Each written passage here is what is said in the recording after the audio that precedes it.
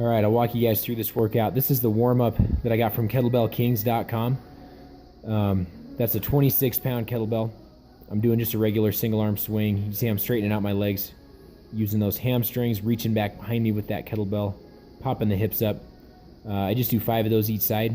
I actually didn't do the whole warm-up. I did a warm-up that's more in tune with what my workout is going to be today.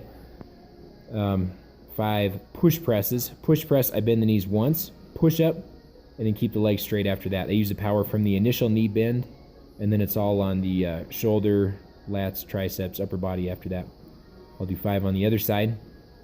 And this is an easy weight for me. You shouldn't just do a 26 because I'm doing a 26. 26 is an easy weight for me. It's about half of what I'm going to use for the workout. So I'd say if you're doing half the weight that you're going to use for the workout, that's a pretty good warm-up weight for this one. This is mostly a kettlebell workout. That's kind of the theme of all my workouts right now. And I think it's a piece of equipment that's really cool to use. I love them. These are squats. I'm just holding them at my side. It's called a suitcase squat because you're holding them at your side. When you're holding kettlebells or dumbbells for that matter at your side, keep your chest way up and out. Here is a straight leg deadlift. Of course, there's a little bit of bend in my knees, but it's a nice hip hinge. I meant to give you guys an angle from the side, but I didn't do it. My butt is pushing way back. I'm using all hamstrings and butt. That's the only place I'm feeling it. I don't get it in my lower back when I do those. This is a Turkish get-up. I'm going to do a separate video breaking down the Turkish get-up. If you don't know how to do them, just look online. You can find a lot of really good sources on how to do these. If someone makes a video on how to do a Turkish get-up, they probably have done their research and are doing proper technique. If someone's just throwing weights around, doing like a backyard workout, and they don't know technique that well, they're probably not doing Turkish get-ups. They're doing like curls and bench press and push-ups and sit-ups and stuff like that. So I'm going to do, I think I did 3 of these each side. Maybe it was 5. I don't know how many I did. I forgot. But I did the same number each side for the warm-up. 26-pound kettlebell. Again, that might be tough for some people on a Turkish get-up. I did 3 on each side for the warm-up. 5 takes a while. And that's a light weight for me again. That's not a heavy weight. Don't start with 26. Okay, these are the 80-pound kettlebells. Now I'm just going to do 3 sets of 8 suitcase squats, holding on to these ones.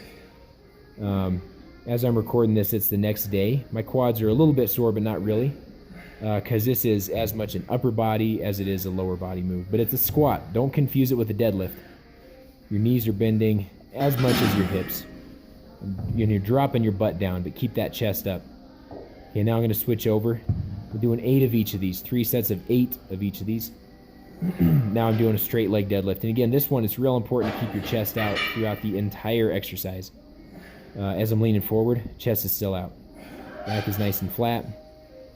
Good, for the most part. Butt and hips are pushing way back, doing a hip hinge.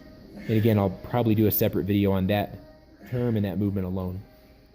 Okay, now I'm going to do 5 push presses. Push presses, 1 bend in the knees, and then that power from that 1 bend, I accelerate through the upper body, the shoulders, through the hands, and push all the way up overhead, and then get a mild lockout when I'm up overhead.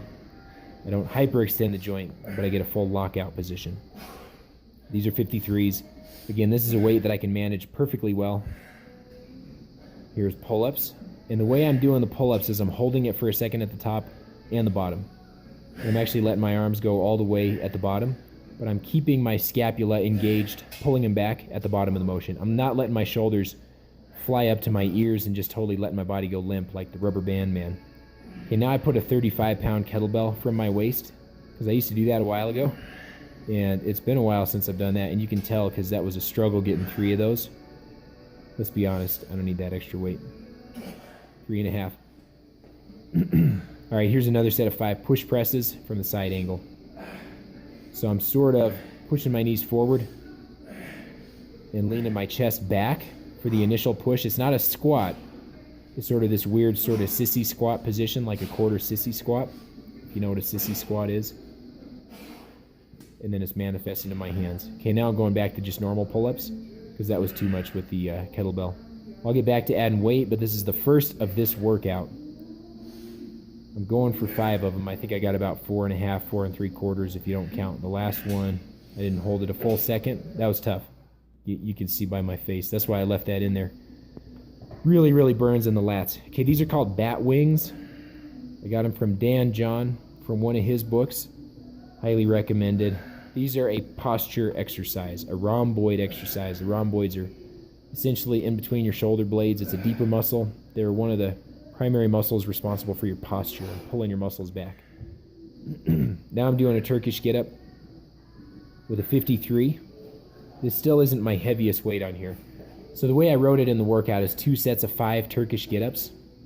And actually this workout is based on a program and a workout that I got from Mike Mahler, from one of his packets that you can buy from his website, mikemahler.com. Awesome information. I think I did 3 with the 53 each side, and then 2 with the 80 each side. So actually, I guess technically I just did 1 set of 5 on each side, but that's okay. Going lower volume on the first time doing this workout. I'm not going through a bunch of technique stuff here. Just keep your arms straight up overhead. Keep the shoulder packed into the socket. Flex the triceps and the lats so you support your shoulder. I didn't show you the other side. You get the idea. Here's a little bit lighter weight on the bat wings. They're called bat wings because that's what it looks like if you see yourself from an aerial position. See my cool new haircut too. I want to work on my posture, so I did 3 sets of 5 on these ones. You don't need to go super heavy weight. Here's the 80-pound kettlebell. I do like to push it up once I get it into position. I like to do the full chest press and push it up, then lift it overhead, then stand up with it. And again, you can see I'm using my whole body here. I love Turkish get-ups. I can do them with the 106. I didn't today because it's been a while since I've done them, and I got to gradually work my way back up. Watch this. Spin move. And I'll show you the other side just for the hell of it. What the hell? Why not? Again, you're keeping your whole body tight while you're doing a Turkish get-up. It's really a full body exercise. It's a lot of shoulders and forearms, but it's really a full body. My wrist is straight, so I'm using the forearm to push that kettlebell up into position. Slide that leg back.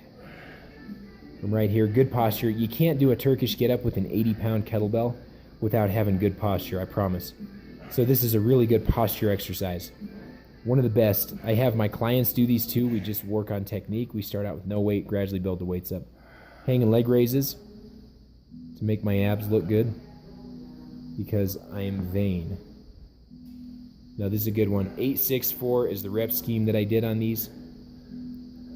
I'll start doing these every workout, 3 days a week, but just a few sets of them. Not too much, not too crazy. And of course I'm finishing off with the sled. And on the way back, I like to finish off with some high intensity cardio. I left this in here so you can see my face. Look, I look like somebody just farted.